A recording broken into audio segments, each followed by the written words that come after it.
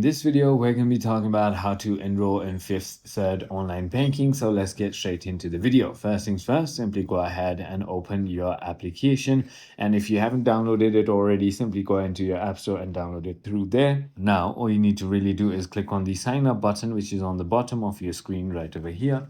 And finally, once you've clicked on sign up, you're going to be taken to this page right over here. Click on yes, and now click on login.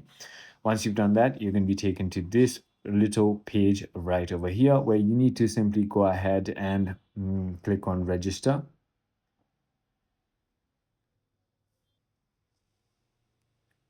And once you've clicked on register, you're going to be taken to a page where you can simply go ahead and enter your debit card or ATM card or even account number to verify your identity. And then you can simply go ahead and create a unique password. I hope this video clarifies everything that you need to know. If it did, hit that like button and I'll see you on the next one.